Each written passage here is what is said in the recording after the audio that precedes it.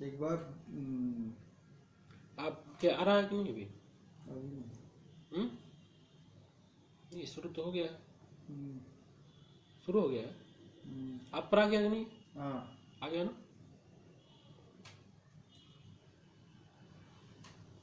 Time हो गया। हम्म?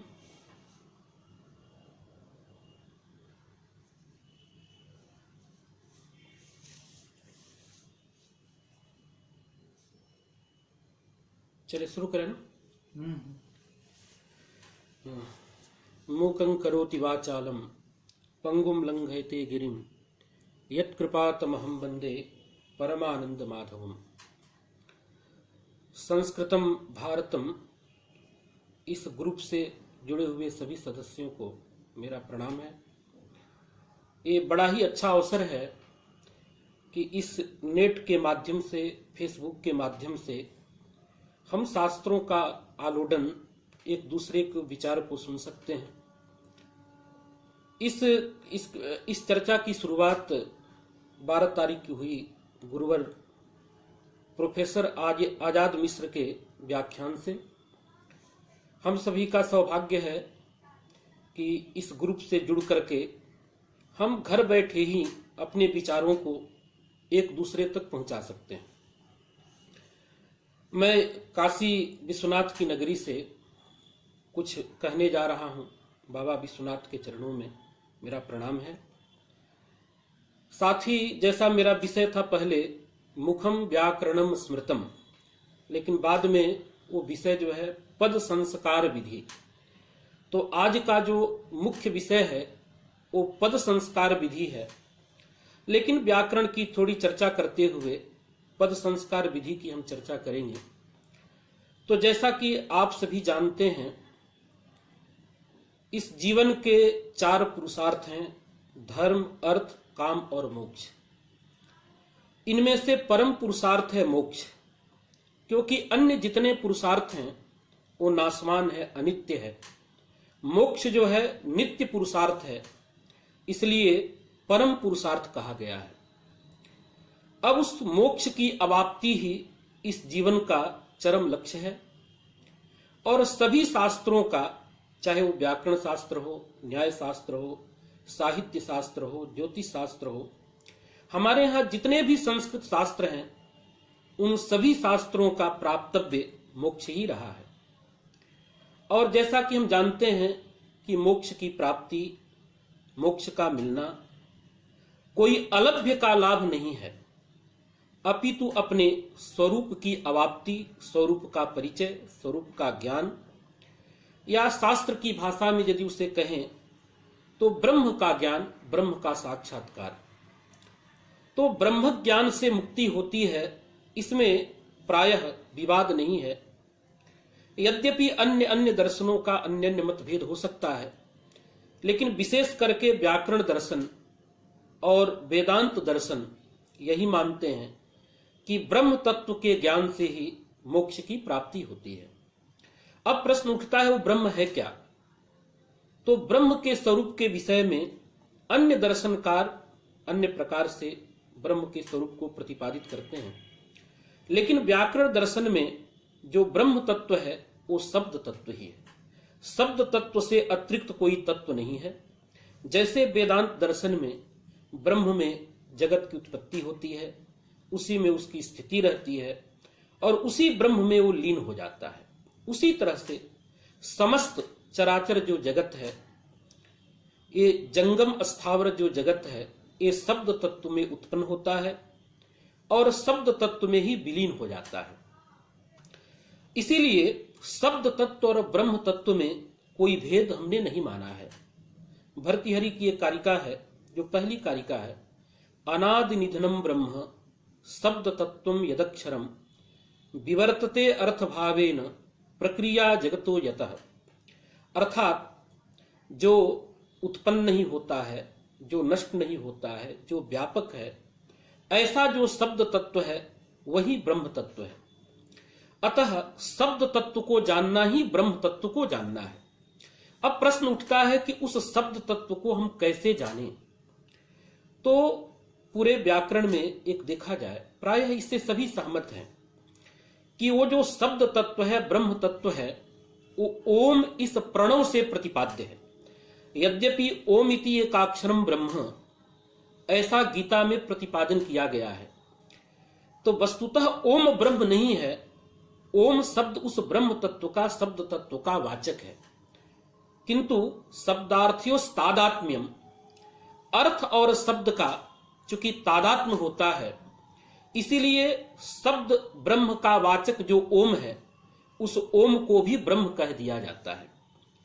और ये भी हम जानते हैं कि शब्द तत्व का प्रतिपादक ओम है, और यही ओम वेदत्रयी का मूल है।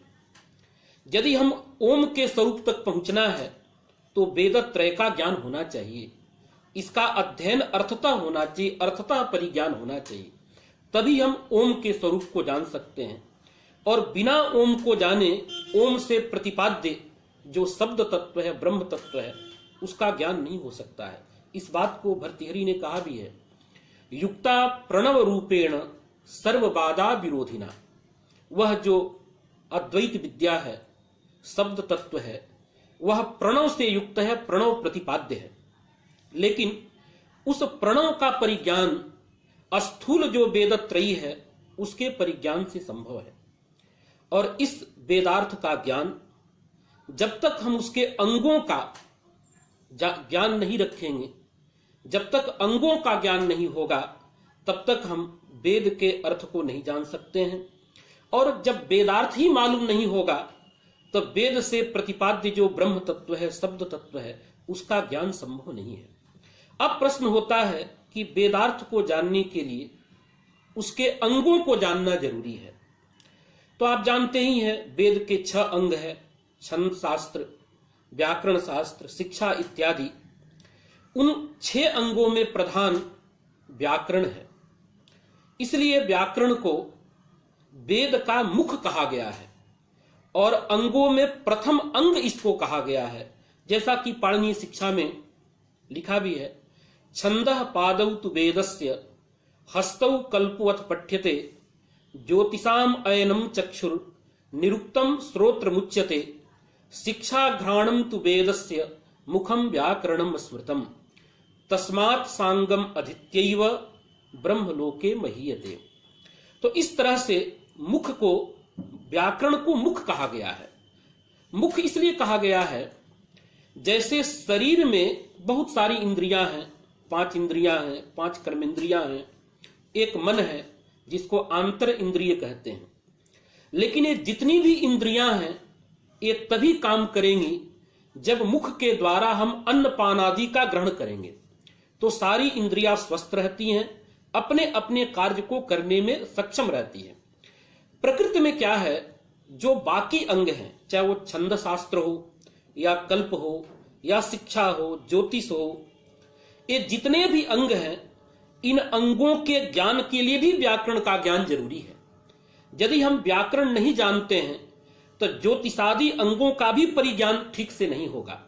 और यदि ज्योतिषादि इनका यदि हमें ज्ञान अच्छे से नहीं है तो हम वेद के अर्थ को नहीं जान सकते हैं। इसी बात को पिछले दिन हमारे झा जी ने कहा था व्याख्यान के आरंभ में, काड़ादम पाणिनीयंच सर्वशास्त्रोपकारकम। तो अन्य चाहे वेद हो या वेद के बाकी जो अंग हैं, उन सभी अंगों के परिज्ञान के लिए हमें व्याकरण का ज्ञान जरूरी है। इसीलिए व्याकरण वेद का मुख है। इसीलिए व्याकरण जो है वो वेद का प्रथम अंग माना गया है। प्रायः आप देखते होंगे बहुत ऐसी जगह हैं जहां पर व्याकरण को प्रथम शब्द से कहा गया है। स्वयं भर्तृहरि लिखते हैं, आसन्नम ब्रह्मणस्तस्य तपसाम उत्तमम तपः प्रथमम छंदसाम अंगम प्राहुर व्याकरणम बुधा। इस प्रकार से यह सबसे आसन्न है, समीप है वेद के, इसीलिए इसको हम प्रथम अंग कहते हैं। इतना ही नहीं, बाकी जो जितने अंग उपांग हैं उसमें भी व्याकरण अनस्यूत है, क्योंकि जितने भी हमारे शास्त्र हैं उनका शरीर शब्दात्मक है और शब्द का जो संस्कार है, वहां जो पदों का संस्कार है, जो साधु असाधु का परिज्ञान है, वह व्याकरण से होता है। व्याकरण के अलावा कोई उपाय नहीं है कि हम शब्दों के साधुत्व का परिज्ञान कर सकें। तो इस तरह से सभी शास्त्रों में व्याकरण मिला हुआ है। इसी बात को एक पद्य है वाक्यपदीय का, वो लिखते हैं, तद्वारम अपवर्गस्य वाङ्मलानां चिकित्सितम पवित्रम सर्व विद्यानाम अधिविद्यम प्रकाशते। इसमें एक जो शब्द है अधिविद्यम, विद्यासु इति अधिविद्यम, अर्थात जितनी भी विद्याएं हैं, चतुर्दश विद्याएं जो हैं, उन सब में व्याकरण प्रकाशित हो रहा है। क्योंकि समस्त विद्याओं का जो शरीर है, वह शरीर जो है वह शब्दात्मिका है, और शब्द का संस्कार, शब्द का साधुत्व व्याकरण के द्वारा होता है। तो व्याकरण के नियम हर शास्त्र में लगते हैं, और जब हम व्याकरण को ठीक से पढ़ लेते हैं, साथ में यदि हमारी न्याय दृष्टि है, तो अन्य शास्त्रों का विवेचन हम ठीक ठीक कर पाते हैं। इसलिए देखा जाए तो मुखम व्याकरणम स्मृतम, यह जो पंक्ति आई है, इसमें किसी को विवाद नहीं है। यहां तक जो आस्तिक हैं, नास्तिक हैं, जो धर्म अधर्म पुण्य पाप इनमें विश्वास करते हो या न करते हो, लेकिन वो व्याकरण की ग्राह्यता, व्याकरण की उपादेयता उन्हें मानना ही पड़ेगा। क्योंकि चाहे वो चार्वाक दर्शन हो, अन्य दर्शन है, उन दर्शनों का भी शरीर जो है वो संस्कृत भाषा में है। उसको जानने के लिए हमें जो है व्याकरण को जानना जरूरी है। इसी बात को लक्षित करते हुए आप देखें, हम अब अपनी बात पद संस्कार की तरफ ले जाएंगे, उसकी विधियों की तरफ ले जाएंगे। क्योंकि व्याकरण शब्द का संस्कार करता है, वो चाहे लौकिक शब्द हो या वैदिक शब्द हो। व्याकरण का केवल अदृष्ट मात्र प्रयोजन नहीं है, लौकिक प्रयोजन भी है। क्योंकि जब भाष्यकार जब अष्टाध्यायी की व्याख्या करने लगे, तो उनके सामने सबसे बड़ी चुनौती थी व्याकरण का प्रयोजन बतलाना। क्योंकि देखा जाए तो व्याकरण के प्रयोजन बतलाने की आवश्यकता पाणिनि ने नहीं समझी। अष्टाध्यायी के अंदर वृद्धिरादय से पाणिनि ने अपने अष्टाध्यायी का आरंभ किया, लेकिन अष्टाध्यायी क्यों पढ़ना, व्याकरण क्यों पढ़ना चाहिए, व्याकरण के प्रयोजन का प्रतिपादन नहीं किया। और हम जैसा जानते हैं, प्रयोजनम अनुदिश्य मंदोपि न प्रवर्तते। तो यदि हमें प्रयोजन का ज्ञान नहीं होगा तो हमारी प्रवृत्ति नहीं हो सकती है। तो इसमें विज्ञान है। जब आप पढ़ेंगे भाष्य का आरंभ अथ शब्दानुशासनम, वहां पर कैयट ने एक पंक्ति लिखी है, भाष्यकारः विवरणकारत्वात् व्याकरणस्य साक्षात प्रयोजनम आह अथ शब्दानुशासनमिति। इसकी व्याख्या करते समय नागेश भट्ट ने बहुत अच्छी बात कही है। जानते ही आप, किसी भी कार्य के प्रायः 3 तरह के अधिकारी हमें प्राप्त होते हैं। एक उत्तम अधिकारी होता है, एक मध्यम अधिकारी होता है, एक मंद अधिकारी होता है। तो उत्तम अधिकारी उत्तम फल की चेष्टा करता है। तो जैसा कि हमारा आगम शास्त्र है, आगम का मतलब यहां वेद से है। वेद कहता है ब्राह्मणेन निष्कारणो धर्मः षडंगो वेदो अध्ययो गेयस्य, अर्थात ब्राह्मण का यह निष्कारण धर्म है। यहां कारण शब्द फलवाची है, अर्थात बिना फल की आकांक्षा किए हमें षडंग वेद का अध्ययन करना चाहिए। अब प्रश्न है कि भाई कर्म तो हम कर रहे हैं, हम जो है वेदाध्ययन कर रहे हैं, वेद के साथ उसके अंग का अध्ययन कर रहे हैं, व्याकरण का अध्ययन कर रहे हैं, यह आगम हमें बतलाता है। लेकिन साथ में फल की आकांक्षा न करें, इससे तात्पर्य क्या निकलता है? तो व्याख्याकारों ने विशद व्याख्या की है। कर्म 3 तरह के होते हैं, नित्य, नैमित्तिक और काम्य। तो नित्य कर्मों की फल की हम अपेक्षा नहीं करते हैं। नित्य कर्म का तात्पर्य है कि करने से फल विशेष की प्राप्ति न हो, लेकिन न किया जाए तो दोष हो जाए। जैसे ब्राह्मण का कर्तव्य है, द्विजमात्र का कर्तव्य है कि हमें संध्योपासन करना चाहिए। संध्योपासन करने से कोई अतिरिक्त फल की प्राप्ति नहीं होती है। यद्यपि वेदांत में इसका प्रयोजन दिया है अंतःकरण की शुद्धि, तो लोक व्यवहार में भी ऐसा होता है। जैसे हम प्रातः उठ करके नित्य कर्म करते हैं, स्नान, ध्यान, शौच इत्यादि, तो इन कर्मों का कोई विशेष फल नहीं है, लेकिन यदि इन कर्मों को न किया जाए तो एक शरीर को दूषित कर देंगे। तो उसी तरह से जैसे संध्योपासन है, जीवन के नित्य कर्म है, व्याकरणाध्ययन भी हमारे जीवन का नित्य कर्म है। तो बिना फल की आकांक्षा किए जैसे आप संध्योपासन करते हैं, उसी प्रकार से हमें व्याकरणाध्ययन करना चाहिए। इसी अभिप्राय से भगवान पाणिनि ने व्याकरण का कोई प्रयोजन नहीं बतलाया, व्याकरणाध्ययन का कोई प्रयोजन नहीं बतलाया, लेकिन इससे उत्तम अधिकारी की तो प्रवृत्ति हो सकती है, लेकिन जो मध्यम अधिकारी है उनकी व्याकरण में प्रवृत्ति संभव नहीं थी।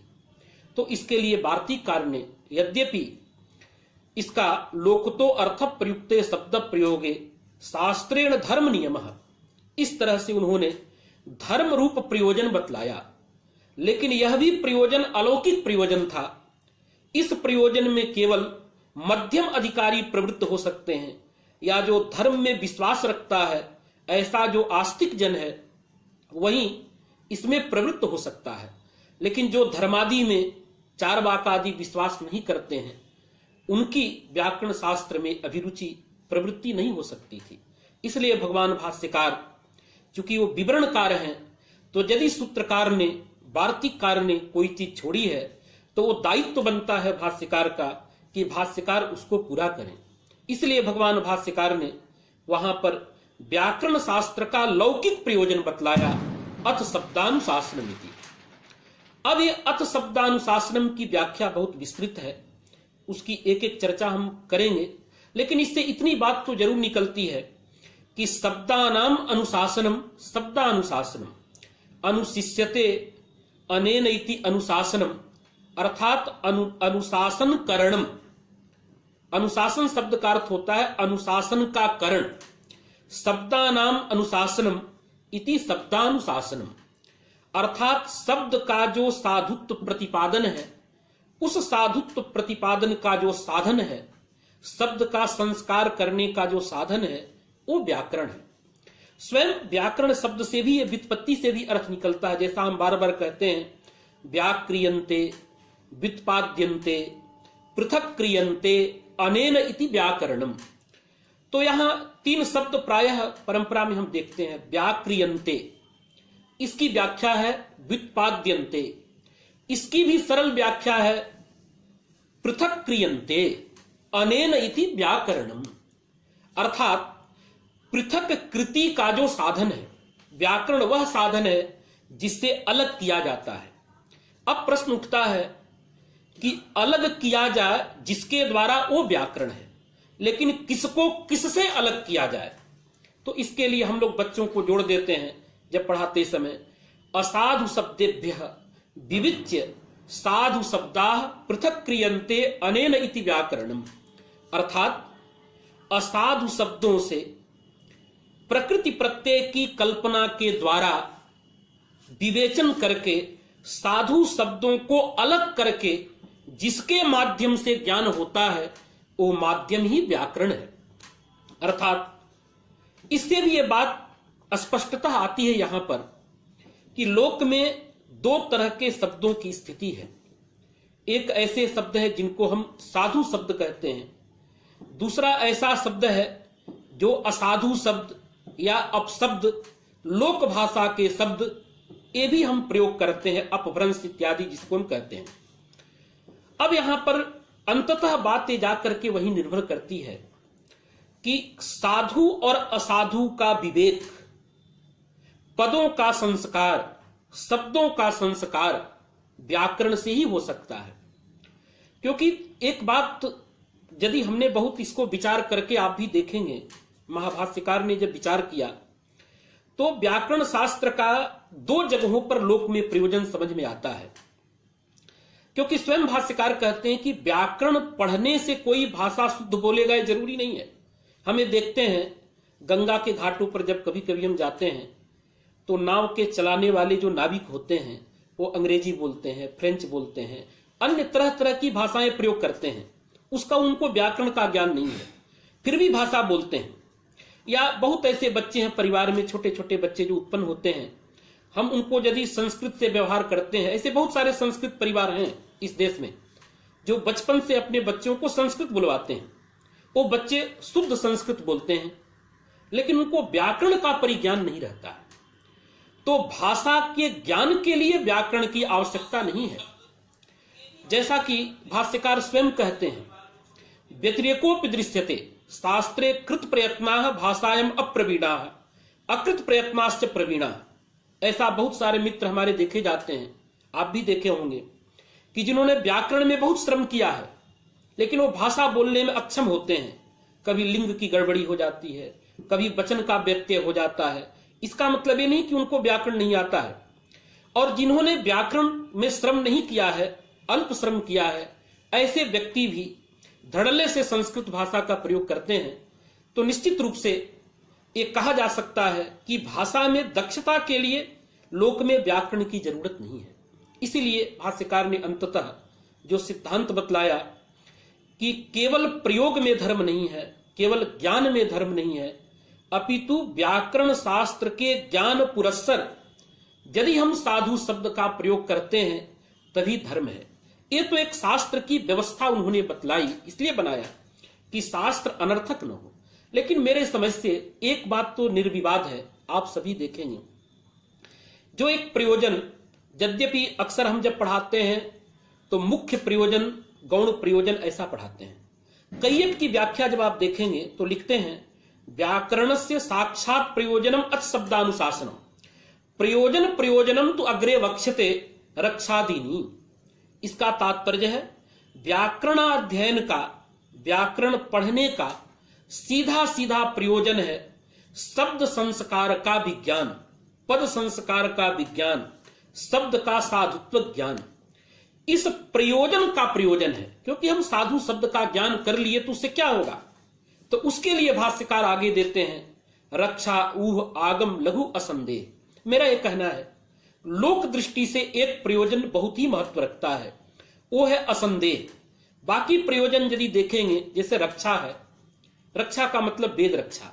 अंततः टीकाकारों का देखेंगे, वहां पर भी जब विचार करेंगे तो वेद रक्षा का मतलब है अर्थतः शब्दतः वेद का परिज्ञान। और वेदार्थक ज्ञान से क्या होगा, तो धर्म होगा। उस धर्म से हमें ब्रह्म के स्वरूप का परिज्ञान होगा, स्वर्ग होगा। ये दोनों चीजें देखे कहीं ना कहीं अलौकिक है। लोक दृष्टि से एक प्रयोजन अत्यंत महत्व रखता है, वो है असंदेह। असंदेह रूप प्रयोजन लोक दृष्टि से सर्वथा उपयुक्त है, इसको कोई इधर उधर नहीं कर सकता है। कोई बालक या अवैयाकरण जो व्याकरण शास्त्र को नहीं जानता है, अन्य शास्त्र को जानता है, भाषा को जानता है, तो निश्चित रूप से वो भाषा बोल सकता है। लेकिन जब कोई शब्द में संदेह होगा, उस संदेह की निवृत्ति केवल वैयाकरण ही कर सकता है। वैयाकरण के इतर, वैयाकरण से मतलब है कि व्याकरण किसी विभाग से संबद्ध नहीं, जो व्याकरण पढ़ा हुआ है वो समझ लेता है कि ये शब्द साधु है, घटः ये शब्द साधु है, घड़ा ये शब्द असाधु है, क्योंकि उसको व्याकरण के माध्यम से प्रकृति प्रत्यय का ज्ञान रहता है।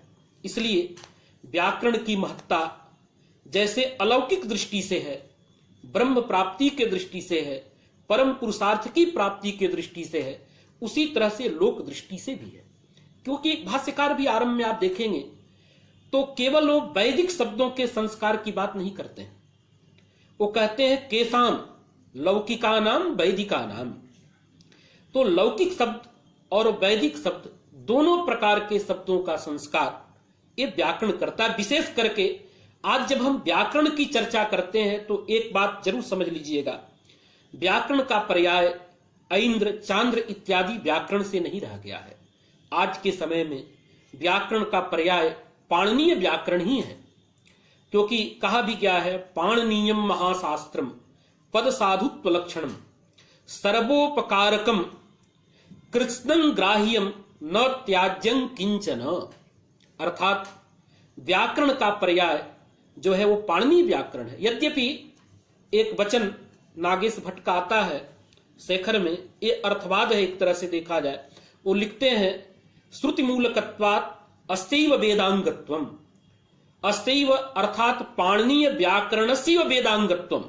लेकिन यह वचन कहीं ना कहीं अत्यंत स्तुति परक मान लेना चाहिए, क्योंकि पाणिनि व्याकरण से पूर्व जितने व्याकरण हैं उनको यदि आप नहीं मानेंगे तो पाणिनि से पहले वेद के 5 अंग ही रह जाएंगे।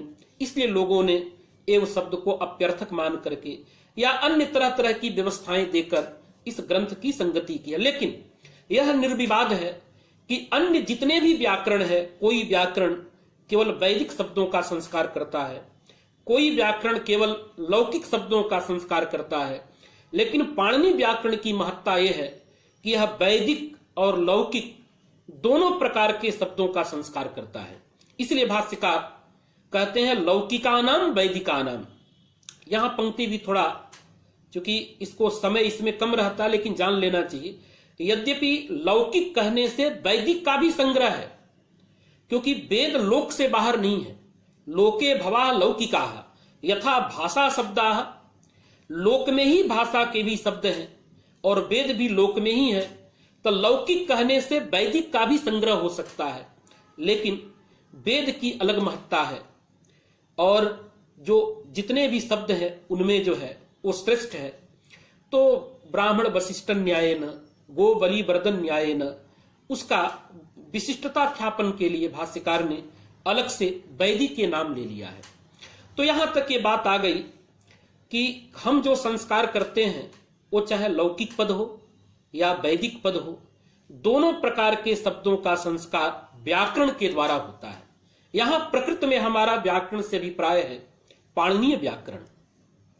अब प्रश्न है, जो मूल प्रश्न हमारा था, जैसा कि हमारे विद्वानों ने बाद में विषय डाला था कि पद संस्कार विधि, यह जो पाणिनि का व्याकरण है वह पद का संस्कार कैसे करता है, उसकी रीति क्या है, उसकी पद्धति क्या है। तो सबसे पहले हम एक जान लें, इसमें 3 चीजें अत्यंत महत्वपूर्ण हैं कि हमें तो पहले पद समझना होगा, उसका संस्कार समझना होगा, फिर उसके विधि को समझना होगा। तो जैसा कि हम जानते हैं कि व्याकरण में या भाषा दृष्टि से जब हम कोई भी भाषा बोलते हैं तब भाषा के 3 बिंदु होते हैं। जैसा हिंदी में हम पढ़ते हैं 3 इकाइयां हम पढ़ते हैं उसकी, एक तो वर्ण, दूसरा पद, तीसरा वाक्य।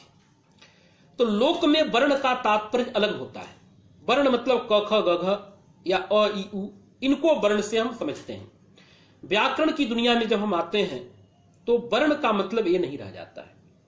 यहां वर्ण का मतलब हमारे यहां ये होता है कि जो प्रकृति और प्रत्यय, जैसे पाचक शब्द है, पाचक शब्द में हम जानते हैं कि पच ये प्रकृति है और ड़बुल या अक ये प्रत्यय है। तो यह जो प्रकृति और प्रत्यय अलग अलग दिखते हैं यही वर्ण कहलाते हैं। तो एक बात संक्षेप में जान लेना चाहिए, यद्यपि ये दार्शनिक विषय है लेकिन ये बिना समझे हम आगे पद संस्कार की तरफ नहीं जा सकते हैं। एक बात जब हम शुरू करते हैं तो अक्सर शब्दों के विषय में, ऐसे तो देखा जाए तो सांख्य, वेदांती, बौद्ध, जैन, शब्द के विषय में सबके अपने अपने मत हैं, लेकिन 3 मतों का विवेचन अक्सर हम किया करते हैं। सबसे पहले नैयायिक, उसके बाद मीमांसक, फिर एक मत हम लेके आते हैं वैयाकरण का मत। न्याय मत इसलिए विवेचन किया जाता है कि न्याय जो है वो व्यवहार के अत्यंत करीब है, क्योंकि हमेशा कई बार क्या होता है, वो वेदांत, मीमांसा और वैयाकरण शब्द प्रमाण का वयम यद शब्दाः तदेव अस्माकं प्रमाणम। यदि शब्द लोक से विपरीत भी कहता है, लोक में यदि हमारी विपरीत अनुभूति है और श्रुति, वेद या अन्य आप्त वचन यदि किसी अर्थ का प्रतिपादन करते हैं तो उसको हमको मानना पड़ता है। लेकिन नैयायिक कई बार इन चीजों को मानने को तैयार नहीं होते हैं। अनुभवैक शरणाः नैयायिकाः, सबसे बड़ा प्रमाण उनका अनुभव है। लोकानुभव को देख करके वो अपने सिद्धांतों को स्थापित करते हैं। तो उनका मानना है कि वर्ण की भी सत्ता है, पद की भी सत्ता है और वाक्य की भी सत्ता है। लेकिन वो वर्ण, पद या वाक्य की संरचना जो है वो ध्वनि के रूप में मानते हैं, जिसको हम कर्णेंद्रिय के माध्यम से, अक्सर कई बार जब बच्चों से हम पूछते हैं कि शब्द का ज्ञान किसके द्वारा हुआ, शब्द का श्रवण कौन करता है, द्वारा शब्द का प्रयोग न करके यदि कहा जाए कि शब्द का श्रवण कौन करता है, तो तुरंत विद्यार्थी कहता है कि कान करता है, श्रोत्रेंद्रिय शब्द का श्रवण करता है। लेकिन ऐसा नहीं है। न्याय में या अन्य सिद्धांतों में भी कर्णेंद्रिय एक माध्यम है। ये इंद्रियां जडात्मिका हैं, यह ज्ञान नहीं करती हैं। ज्ञान करना जो काम है वो आत्मा का है या अंतःकरण का है। जो शब्द का प्रत्यक्ष होता है, श्रवण प्रत्यक्ष होता है, वो आत्मा करता है, वो कर्णेंद्रिय के माध्यम से। तो कर्णेंद्रिय के माध्यम से जो ध्वनि सुनाई देती है, क ख ग घ ध्वनियां, इन्हीं को शब्द मानता है नैयायिक और इसी को वाचक मानता है। लेकिन जो मीमांसक हैं, इन ध्वनियों के द्वारा अभिव्यक्त जो वर्ण है उस वर्ण को शब्द मानता है और उसको नित्य मानता है। हम लोग उससे हट करके थोड़ा सा हम कहते हैं कि नहीं, देखो ये जो ध्वनि है ये अनित्य है, ये शब्द नहीं है। इस ध्वनि के द्वारा अभिव्यक्त होने वाला एक नित्य शब्द है जिसको हम स्फोट कहते हैं। हम इस दार्शनिक विवेचन में बहुत नहीं जाएंगे, हम थोड़ा सा इसकी भूमिका के लिए आपसे कह रहे हैं कि जैसा आप जानते ही हैं परा पश्यंती मध्यमा वैखरी, तो परा वाणी वो किसी इंद्रिय से ग्राह्य नहीं है। जो पश्यंती जब वो नाभि देश में आती है तो मनोग्राह्या होती है, ऐसा मंजूषा इत्यादि में विवेचन है। और वहीं जब हृदय प्रदेश में आती है जो कि बुद्धि का विषय है, बुद्धि से ग्राह्य होती है, और वो ध्वनि रूप रूसित हो करके तत्तद अर्थों का वाचक होती है। तो इस तरह से जो हमारे यहां वाचक शब्द है वो कर्णेंद्रिय के माध्यम से गृहीत जो ध्वनि तत्व है उस ध्वनि तत्व से अभिव्यक्त होकर के बुद्धि से गृहीत होकर के वाचक होता है। एक क्लियर जान लेना चाहिए, जो ध्वनि है वो कर्णेंद्रिय के माध्यम से ग्राह्य होती है और जो स्फोटात्मक शब्द है वो बुद्धि से गृहीत होती है और अर्थ का वाचक होती है। इसलिए स्फोट की व्युत्पत्ति दो तरह से मिलती है। एक व्युत्पत्ति यह है स्फुट्यते ध्वनि भी अभिव्यज्यते यह सह स्फोटः, अर्थात ध्वनियों के माध्यम से जो अभिव्यंजित होता है वो स्फोट तत्व है, वही शब्द तत्व वो वाचक है। अथवा यह भी करते हैं स्फुटति अर्थो अस्मात् इति स्फोटः, अर्थात जिससे घटपटादि अर्थ की प्रतीति होती है, अर्थात अर्थ प्रतीति का जो जनक है वो स्फोट है। ये दो तरह की व्युत्पत्ति है। इसको अंत में इस तरह से कह सकते हैं कि ध्वनियों से ज्ञात हो करके घटपटादि अर्थ का जो ज्ञान कराता है वो शब्द तत्व है। ध्वनि ही स्वयं शब्द तत्व नहीं है। यद्यपि लोक में ध्वनि को भी शब्द कहा जाता है, लोक व्यवहार में इसमें कोई भी प्रतिपत्ति वैयाकरण को नहीं है। इसलिए भाष्यकार ने कहा भी है अथवा प्रतीत पदार्थ को लोके ध्वनि ही। इस तरह से हम स्फोटात्मक जो ब्रह्म है, शब्द तत्व है, उसी को वाचक मानते हैं। और वह शब्द तत्व हमारे यहां यद्यपि निरवयव है, निर्विकार है, निर्धर्मिक है, उसमें न कोई वर्ण है, पद है, कोई चीज नहीं है, वो अखंड है। लेकिन जब हम पदों का संस्कार करते हैं, और उसका एक चीज जान लेना चाहिए, वो जो है उसका स्वरूप जो है वाक्यात्मक है। अखंड वाक्य स्फोट या अखंड जातीय स्फोट इस रूप में माना गया है। क्योंकि आप जब देखेंगे लोक में, तो लोक में जो अर्थबोध होता है वो किसी वर्ण से या पद से नहीं होता। कभी कभी पद से होता है, लेकिन हम वैयाकरण उसमें भी क्रियापद ला करके उसकी वाक्य की संरचना बना देते हैं, या उसके लिए कई विधाएं हैं जो हम कभी चर्चा करेंगे। वाक्यार्थ बोध निक्षया पदैक देशोपि प्रयुज्यते, ये चीज आता है। तो वाक्यिक देशोपि प्रयुज्यते, जैसे कई जगह आता है पदार्थ बोध निक्षया पदैक देशः, उसी तरह से वाक्यार्थ बोध निक्षया वाक्यिक देशः, ये विधाएं आती हैं। लेकिन प्रकृति में यह कहना है कि हमारे यहां सिद्धांत में वाक्य स्फोट ही निष्कर्ष है, वो निरवयव है और उसी से हमें अर्थ की प्रतीति होती है। और जैसा कि हम जानते हैं लोक में अनंत वाक्य हैं अनंत वाक्यों को यदि एक एक वाक्यों को पकड़ पकड़ करके कहा जाए कि घट कर्मक आनयन अर्थ में घटम आने वाक्य साधु है, पट कर्मक आनयन अर्थ में पटम आने वाक्य साधु है, तो ये शक्य नहीं है।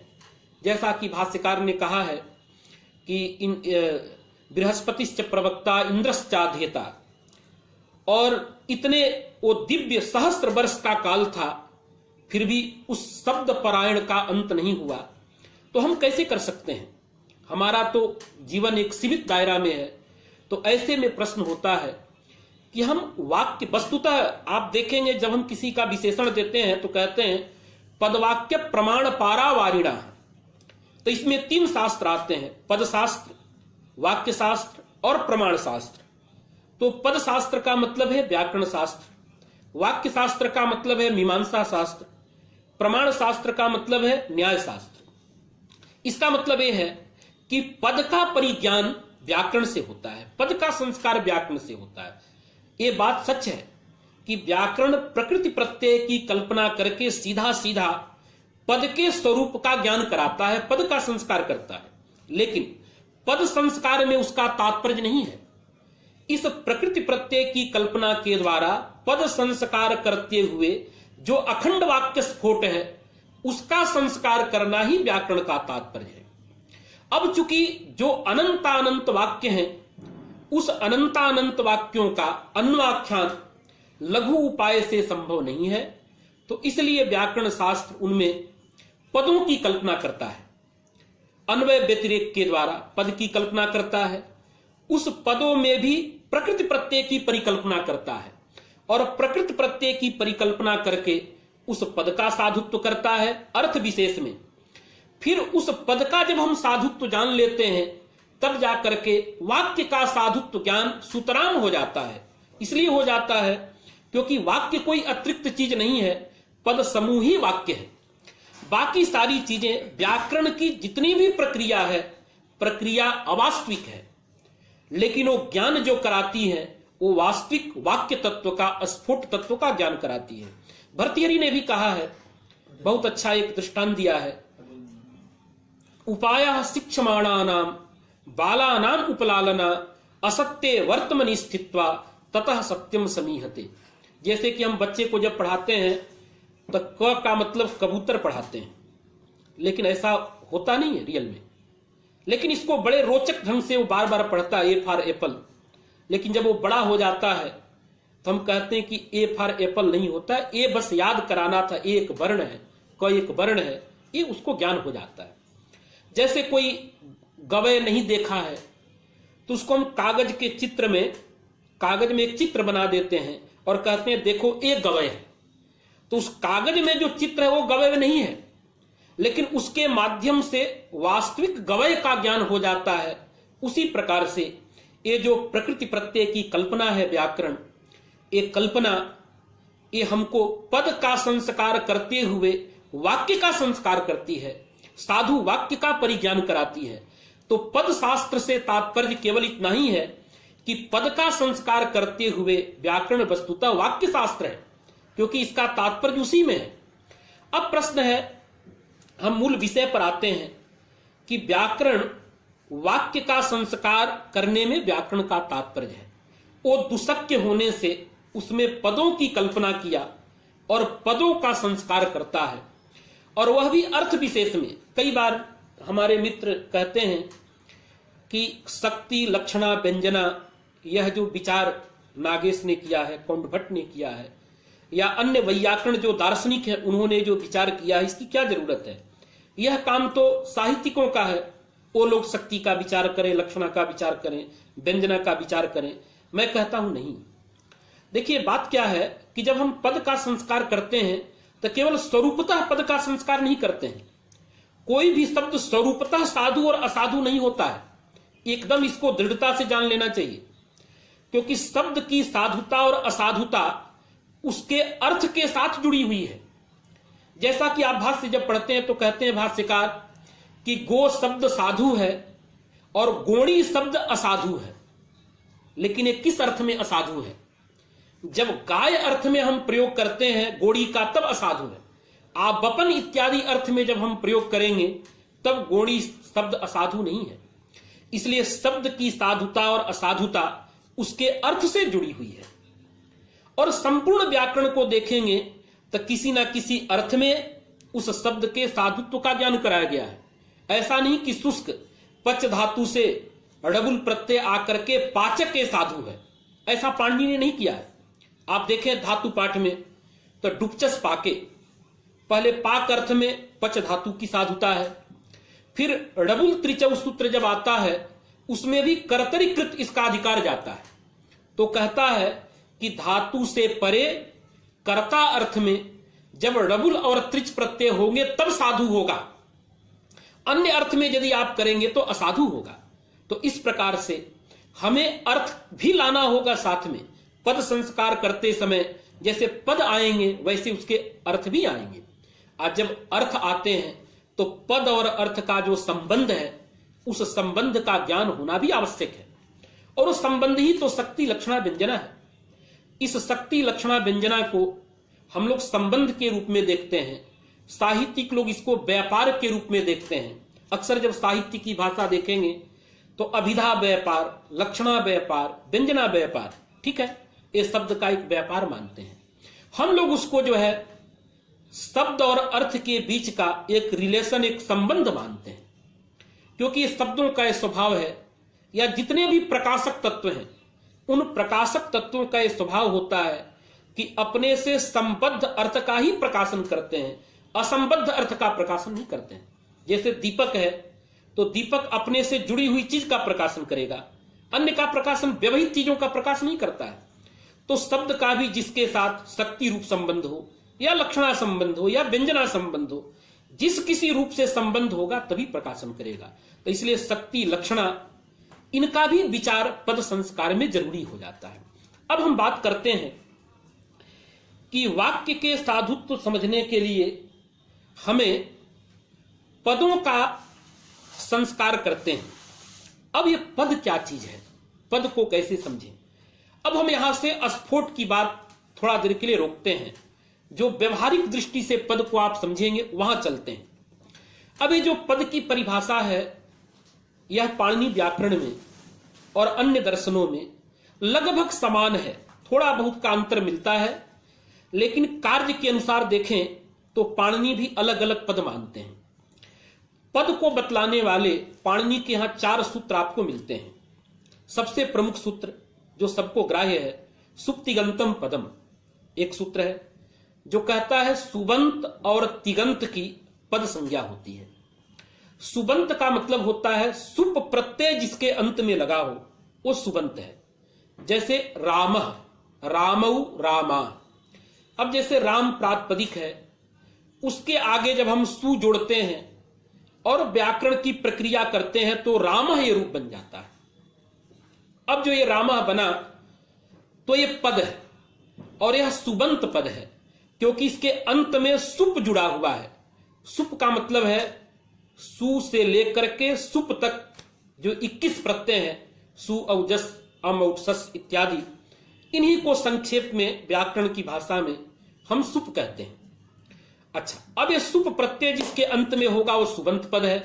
जैसे हरि ही, गुरु, रामः, घटः, पटः, ये सब सुबंत पद हैं। और जैसा कि आप जानते हैं तिंग प्रत्यय भी 9 है,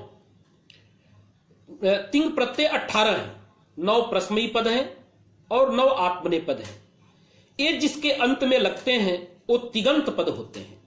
जैसे पचती और एधते, ये तिगंत पद हैं। तो इस तरह से 2 प्रकार के पद हैं। यह पद आम जन भी इसको जानता है कि यह पद है। जो व्याकरण से अनभिज्ञ है वो भी समझता है कि पद, जब हम कहते हैं कि पद बोलो तो रामः ऐसा संस्कृत का पद वो बोलता है, गच्छति ये संस्कृत का पद है ये वो समझता है। तो सुबंत और तिगंत एक पद है जो पाणिनि का सूत्र सुप्तिगंतम पदम इसको परिभाषित करता है। इसी तरह से एक आता है सूत्र स्वादिसु असर्वनाम स्थाने।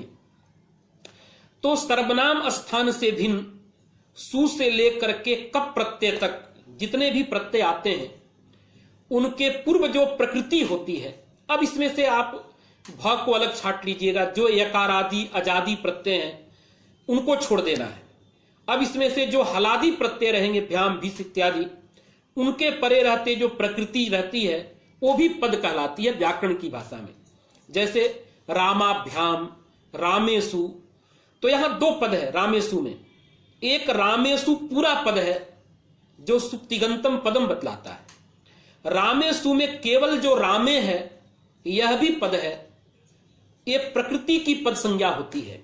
लेकिन ये जो पद है ये केवल व्याकरण शास्त्रीय प्रक्रिया निर्वाह के लिए है। आम जन इस पद से बहुत परिचित नहीं होता है। साथ में एक सूत्र आता है स्थिति च, यह भी उसी तरह का है। यह भी कहता है कि स्थित प्रत्यय यदि परमे हो तो प्रकृति की पद संज्ञा होती है। जैसा कि आप पढ़ते हैं परशु नाम समूह पार्श्वम इत्यादि स्थल में। फिर एक सूत्र आता है नह के, क्यच और क्यंग प्रत्यय रहे तो नान्त ही पद होता है। यद्यपि ये कोई अपूर्व नहीं है, ये सुप्तिगंतम पदम इत्यादि से जो पद है उसी का ये नियमन करता है कि क्यच और क्यंग प्रत्यय यदि पर में रहेंगे तो नान्त ही पद कहलाएगा, अन्य पद नहीं होता है। तो इस तरह से चार सूत्रों के द्वारा हमने यदि इसको बारीकी से देखें तो तीन तरह के पद मिलते हैं, क्योंकि नह के को गणना करने की जरूरत नहीं है क्योंकि वो नियम सूत्र है। तो एक तो सुबंत तिगंत और बाकी दो जगहों पर प्रकृति पद है। इस तरह से व्याकरण के पद मिलते हैं। अब हम अन्य दर्शनों में जाते हैं, जैसे न्याय दर्शन है, सक्तम पदम। उनके यहां, जैसे हमारे यहां एक बात क्लियर है जानिएगा, व्याकरण में प्रकृति पद होती है या पूरा सुबंत और तिगंत पद होता है।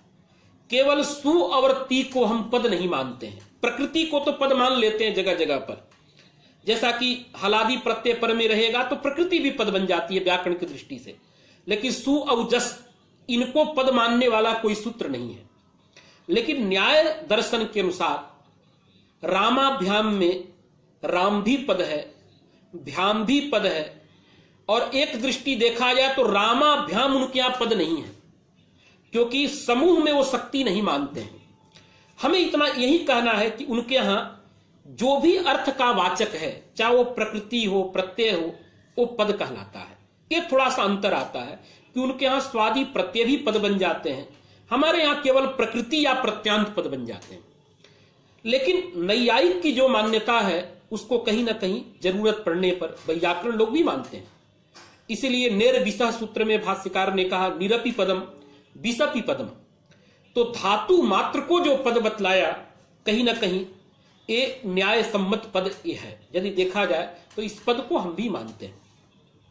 अब जब हम पद संस्कार की बात करते हैं तो देखिए यहां पर प्रत्ययों का भी संस्कार कह सकते हैं, पद के अंदर जो प्रत्यय है उनका भी संस्कार है, प्रकृति का भी संस्कार है, और जो विशिष्ट जो हमें व्याख्यान है जिस पर हमें केंद्र का बिंदु है वो है पद। तो उस दृष्टि से देखा जाए तो सुबंत और तिगंत का विचार करना चाहिए कि सुबंतों का संस्कार कैसे होता है और तिगंतों का संस्कार कैसे होता है, क्योंकि जो प्रकृतिभूत पद है उसका भी संस्कार होगा लेकिन वो सुबंत और तिगंत के अंदर ही आ जाएगा। यदि विचार करें हम, अब जैसे एक सुबंत पद हमने लिया जैसे राम या हरि, तो यहां पर राम जो सुबंत पद है इसका भी संस्कार हुआ, और इस संस्कार से पहले राम जो प्रकृति है उसका भी संस्कार हुआ, क्योंकि रम धातु से घय प्रत्यय लाएंगे तब राम की सिद्धि होगी, राम की साधुता होगी। जब राम की साधुता होगी तब उससे सु प्रत्यय लाएंगे तो राम की साधुता होगी। तो यहां वस्तुतः यदि पद संस्कार हम विचार करने चलें तो केवल सुबंत विधि और तिगंत विधि का विचार करना चाहिए, उसके अंदर सारी विधियां आ जाती हैं। तो इस तरह से अब यहां यदि विचार करें तो यह विषय बहुत व्यापक है। जैसा कि विचार था पद संस्कार विधि, यदि देखा जाए तो संपूर्ण व्याकरण है क्या, ये पद संस्कार विधि ही है। वो तिगंत पद संस्कार की तरफ जाएंगे तो वहां पूरी जो है आप 10 गणी से लेकर के जो भाव कर्म प्रक्रिया तक जो है सब उसके अंदर आ जाएंगे। आत्मनेपद प्रश्मयीपद जितनी प्रक्रियाएं हैं सब ये तिगंत पदों का संस्कार है। सुबंत पदों का संस्कार यदि हम देखें तो अजंत पुलिंग से लेकर के बाकी जितना भी कारक समास तद्धित यहां तक की कृत प्रक्रिया, ये संपूर्ण प्रक्रिया जो है पद संस्कार की प्रक्रिया है। अब ये जब पद संस्कार और तिगंत पदों का संस्कार जब हो जाता है तो संधि इत्यादि जो प्रकरण है ये वाक्यों के संस्कार के लिए प्रायः आए हैं। ये बात कौमुदी जब हम लोग पढ़ाते हैं तो विचार करते हैं। तो चलिए अब हम जब पद संस्कार की बात करना है तो सबसे पहले हम सुबंत पदों की चर्चा करेंगे, लेकिन उससे पहले ये विचार कर लेना चाहिए थोड़ा सा कि जब संस्कार जब हम करने चलते हैं व्याकरण के द्वारा तो व्याकरण के सामने तीन चीज खड़े होते हैं। एक तो साधु शब्द, एक असाधु शब्द, उसको इस भाषा में कहें एक तो साधु पद एक असाधु पद, और दोनों खड़े होते हैं। अब उसमें विचार किया गया है जिस पर बहुत विचार करने की जरूरत नहीं है, भाष्यकार ने खुद विचार किया है कि हम किस रीति से पदों का संस्कार करें। केवल साधु शब्दों का संस्कार कर दें तो मालूम चल जाएगा कि जो व्याकरण से छुटे हुए शब्द हैं वो सब असाधु हैं। जैसे एक गो शब्द का हमको ज्ञान करा दिया गया तो गो ये शब्द साधु है गो अर्थ में, और इस गो पदार्थ में अन्य जितने भी गाड़ी गावी गोड़ी गोता गैया ये भाषा के शब्द आएंगे अपशब्द हैं, ये ज्ञान हो जाता है। या हम ऐसा कर दें सभी अपशब्दों का परिज्ञान करा दें तो छूटा हुआ शब्द साधु शब्द होगा, या दोनों का कर दें, साधु को भी रख दें असाधु को भी रख दें। तो भाष्यकार ने कहा यह रीति बहुत अच्छी नहीं होगी। इसमें से दो रीति को भाष्यकार ने हटा दिया है। अपशब्दों का संस्कार या अपशब्दों का उपदेश करना उचित नहीं है, क्योंकि व्याकरण शब्दानुशासन है, साधु शब्दों का अनुशासन करता है तो इष्ट का अनुशासन नहीं होगा। इसलिए अपशब्दानुशासन को हटाया भाष्यकार ने। उभय का अनुशासन करने में गौरव है, इसलिए लाघव और इष्टानुशासन होने के नाते भाष्यकार ने कहा कि साधु शब्द का ही अनुशासन करना चाहिए, अपशब्द का अनुशासन या उभय का अनुशासन नहीं करना चाहिए। एक तो ये जान लेना चाहिए कि व्याकरण शब्द साधु पद का ही परिचय कराता है, जिनका परिचय नहीं कराता है वो अपशब्द है, समझ लेना चाहिए। लेकिन इसमें प्रसंगानुसार मैं एक चीज जोड़ना चाहता हूं, ये भ्रम कभी नहीं पालना चाहिए कि व्याकरण के द्वारा प्रतिपादित शब्द ही साधु है, अन्य सभी शब्द असाधु है, ऐसी बात नहीं है। साधुता व्याकरण से भी आती है और शिष्ट परंपरा से भी आती है। यदि शिष्टों ने किसी शब्द का प्रयोग कहीं कर दिया है तो उस शब्द को हम साधु मान लेते हैं, भले उसमें व्याकरण की प्रक्रिया न हुई हो। ऐसा व्याकरण के अंदर निपातन इत्यादि या भाष्यकार के प्रयोगों से भी हम बहुत सारे ऐसे शब्द हैं जिनको जैसे यथा पहले ही हम कहते हैं सर्वादीनि सर्वनामानि, तो यहां सर्वनाम शब्द की साधुता जो है ये सूत्र में प्रयोग होने के नाते, नहीं तो प्रक्रिया के अनुसार सर्वनाम होना चाहिए, णत्व होना चाहिए। लेकिन चूंकि शिष्ट प्रयोग है, सूत्रकार का प्रयोग है, इसलिए हम इसको मान लेते हैं कि नहीं साधु है। अब ये शिष्ट प्रयोग और सौत्र प्रयोग और निपातन, इसमें भी अंतर है प्रक्रिया में। शिष्ट प्रयोग का मतलब है भाष्य वार्तिककार, क्योंकि हमारे यहां शिष्ट तीन ही है भाषा की दृष्टि से देखा जाए। यदि पाणिनि, पतंजलि और कात्यायन यदि किसी साधु शब्द का जो व्याकरण के प्रक्रिया के बिना भी यदि किसी शब्द का प्रयोग करते हैं तो हम उसको साधु मान लेते हैं। लेकिन अन्य कोई व्याख्याकार यदि किसी शब्द को अपाणनीय शब्द का प्रयोग करता है, चाहे वो कितना ही बड़ा कवि हो या कितना ही बड़ा व्याख्याकार हो, यहां तक कि वो भट्टोजी दीक्षित हो, नागेश भट्ट हो, कैयट हो, ये जो भी आचार्य परंपरा अपाणनीय यदि प्रयोग करता है तो उसकी मान्यता हम नहीं देते हैं। केवल जो है शिष्ट का मतलब है, जैसा परिभाषा दिया उन्होंने, निखिल शब्द धर्मिक साधुत्व प्रकार ज्ञानवान। इसका अभिप्राय है जो समस्त साधु शब्दों को जानता है वही शिष्ट है। ऐसे तीन ही है, तो इस तरह से हम उनको भी मान लेते हैं। तो साधु शब्द का मतलब यह है कि व्याकरण से जिसकी प्रक्रिया बतलाई गई हो या व्याकरण की प्रक्रिया के बिना ही शिष्ट परंपरा, शिष्ट प्रयुक्त यदि शब्द है तो वो भी साधु है। अब शिष्ट परंपरा प्राप्त जो पद है वो साधु है, उसके संस्कार की बात तो कुछ करना ही नहीं है। लेकिन जो ये विधियों के द्वारा संस्कृत पद होते हैं उनका तरीका क्या है? तो पाणिनि ने क्या किया है, क्योंकि समय कम ही है तो हम केवल सुबंत के विषय में, सुबंत पद के संस्कार की चर्चा थोड़ी सी करते हैं। आप जानते हैं सुबंत पद सुप प्रत्यय के लगने से बनते हैं। अब क्या है, इसमें पाणिनि ने पद संस्कार करने की रीति प्रकृति और प्रत्यय बनाया। तो अक्सर जब हम प्रकृति की बात करते हैं तो दो तरह की प्रकृतियां सामने आती हैं। आम व्यक्ति यही कहता है कि प्रकृति दो तरह की होती है, एक तो प्रातिपदिक और दूसरा धातु, और उनसे आने वाले जो प्रत्यय हैं वो कई सारे हैं। अब चाहे वो स्वादि प्रत्यय हो, तावादि प्रत्यय हो, या अणादि प्रत्यय हो, या तिंग प्रत्यय हो, ये सब प्रत्ययों की श्रृंखला बहुत सारी है। लेकिन एक चीज मैं क्लियर कर दूं कि यही दो प्रकृतियां नहीं है। ये तो सच है, पद संस्कार विधि में दो प्रकृतियां मुख्य हैं, एक प्रकृति प्रातिपदिक, दूसरी प्रकृति धातु। ये तो मूल रूप में सब जगह हैं और व्यापक हैं। लेकिन देखा जाए तो प्रकृतियां 7 तरह के मिल सकती हैं हमको। जैसा पाणिनि के सूत्र को आप गौर से देखें, पहला ज्ञा प्रातिपदिकात, तो यहां स्वादि प्रत्ययों का जब विधान किया पाणिनि ने, तो एक तो ज्ञंत प्रकृति है, आवंत प्रकृति है, प्रातिपदिक प्रकृति है। ये 3 प्रकृतियां यहां मिलती हैं। धातु के अधिकार को जब देखते हैं तो धातु रूप प्रकृति हमें मिल जाती है। तो एक तो ज्ञंत प्रकृति, आवंत प्रकृति और प्रातिपदिक रूपा प्रकृति 3, धातु रूपा प्रकृति 4। इसके आगे जब बढ़ते हैं तो सुबंत भी प्रकृति है। कुछ प्रत्यय ऐसे होते हैं जो सीधे सीधे सुबंत से होते हैं, जैसे विभाषा, सुपो, बहुच पुरस्तात् तु, यह जो तद्धित प्रत्यय है, यद्यपि तद्धित प्रत्ययों की प्रकृति प्रातिपदिक है, यह हम सभी जानते हैं क्योंकि ज्ञा प्रातिपदिकात का अधिकार जाता है। लेकिन जिन सूत्रों में भगवान पाणिनि ने सुपह कह दिया, नाम ले लिया है, ऐसे प्रत्ययों की प्रकृति प्रातिपदिक नहीं होती है। ये विचार बड़े ही बृहद रूप से शेखरकार ने, सप्तरत्नकार ने और टीकाओं में किया गया है। तो ऐसे प्रत्ययों की प्रकृति साक्षात सुबंत है, वो सुबंत से होते हैं। जैसे बहुपटवः, बहुच प्रत्यय पटु से नहीं होता है, पटु जस से होता है। इसका फल और दोष ये सारा विवेचन किया गया है। तो इस तरह से सुबंत भी प्रकृति है। तिगंत प्रकृति है, ये आप सभी जानते हैं।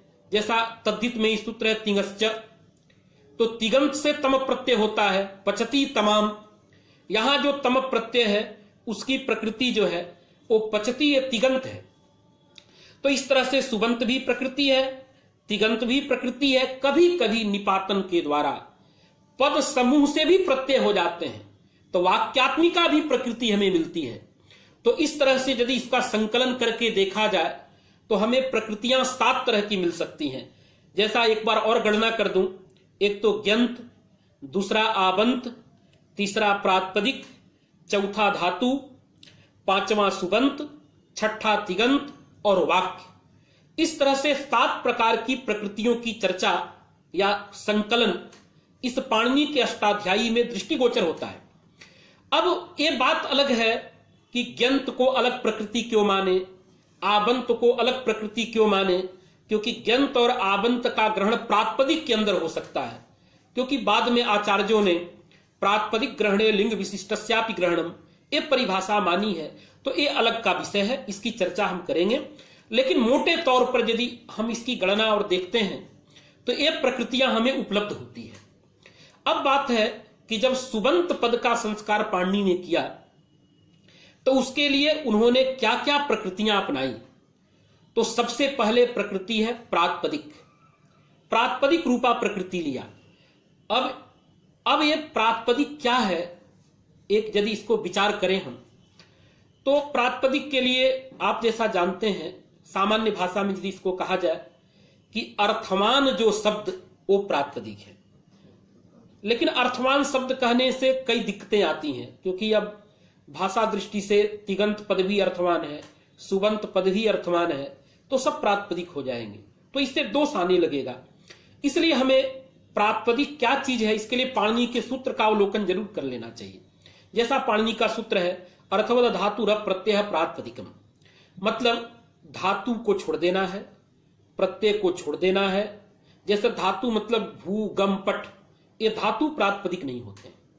केवल प्रत्यय जैसे सु और जस, ये भी प्रातिपदिक नहीं होते हैं। प्रत्यांत जैसे रामेसु पूरा समुदाय, यह भी प्रातिपदिक नहीं होता है। इनको छोड़ करके जो भी अर्थवान शब्द है, राम श्याम घट पट मठ, इस तरह से सुबंत के अंदर जो मूल शब्द है वह प्रातिपदिक है। उसमें भी थोड़ा सा आगे दूसरा उन्होंने कहा है। अब प्रश्न है कि जो धातु है वो प्रातिपदिक नहीं है, जो प्रत्यय है वो प्रातिपदिक नहीं है, जो प्रत्यांत है वो भी प्रातिपदिक नहीं है, और अर्थवान शब्द जो है वो प्रातिपदिक है। अब प्रश्न है कि सभी जो प्रत्यांत है वो प्रातिपदिक नहीं, ये भी बात नहीं है। जैसे तिंग प्रत्यय जिसके अंत में हो, सुप प्रत्यय जिसके अंत में हो, रामः गच्छति पठति, ये तो प्रातिपदिक नहीं है। लेकिन कुछ प्रत्यांत को भी पाणिनि ने प्रातिपदिक माना है, मानना पड़ेगा सुबंत पद के संस्कार दृष्टि से, जैसे कृत प्रत्यान और तद्धित प्रत्यान। तो इसलिए उन्होंने एक अन्य सूत्र भी बनाया, कृत तद्धित समासाश्च।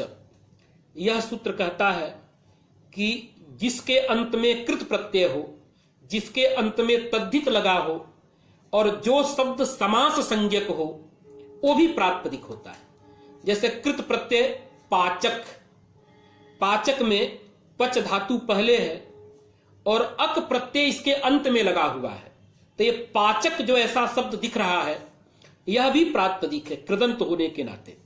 पाचक, पाठक, गंत्री, हंत्री, गंतव्य, हर्तव्य, ये जो शब्द हैं, ये कृत प्रत्यय से जो बने हुए मूल शब्द हैं, ये भी प्रातिपदिक है। साथ में तद्धित प्रत्यय जिनके अंत में लगा हो, जैसे औपगव, दाक्षी, ये जो शब्द है, राष्ट्रीय, ये जितने भी शब्द हैं, ये शब्द भी, सालीय, मालीय, ये जो शब्द है ये भी प्रातिपदिक है। तो इस तरह से तीन तरह के प्रातिपदिक हमको मिल रहे हैं। एक तो ऐसा धातु प्रत्यय प्रत्यांत को छोड़ करके अर्थवान शब्द। यहां अर्थवान शब्द का मतलब है अव्युत्पन्न शब्द, जिसमें प्रकृति प्रत्यय का ज्ञान न हो, जिसमें क्या प्रकृति है क्या प्रत्यय मालूम न चले। डित, कपित इत्यादि ऐसे शब्द जो है वो जो है यहां पर इसके उदाहरण है, वो प्रातिपदिक कहलाते हैं। यद्यपि इस सूत्र की जरूरत व्युत्पत्ति के लिए भी है, लेकिन ये चर्चा का विषय है, वहां हम नहीं जाएंगे। तो डित कपित जो अव्युत्पन्न शब्द है वो प्रातिपदिक इस सूत्र से होते हैं, और जो कृदंत शब्द हैं, तद्धितांत हैं, या जिस शब्द का नाम समास है, जैसे राज पुरुष, इस शब्द का नाम समास है, तो यह भी प्रातिपदिक होता है। और एक विधा है जिसको जानना चाहिए, कृतद्धित समासाश्च सूत्र में च पद रखा है पाणिनि ने, इसलिए जो अनर्थक निपात हैं उन अनर्थक निपातों को भी प्रातिपदिक कहा जाता है, जिनका बिल्कुल कोई अर्थ नहीं होता है। तो इस तरह से जानना चाहिए कि प्रातिपदिक जो है, मूल बात यह है कि जो अर्थवान शब्द हैं, पाचक, पाठक इत्यादि, ये सब जो है प्रकृति है। सुबंत पदों में प्रकृति बनाया इनको। अच्छा, अब इस प्रातिपदिक के ज्ञान हो जाने के बाद पाणिनि ने एक अधिकार सूत्र बनाया, क्योंकि पाणिनि की व्यवस्था यदि देखें तो बड़े ही कम शब्दों में, बड़े ही कम सूत्रों में वो पूरा पूरा अर्थ निकाल देते हैं।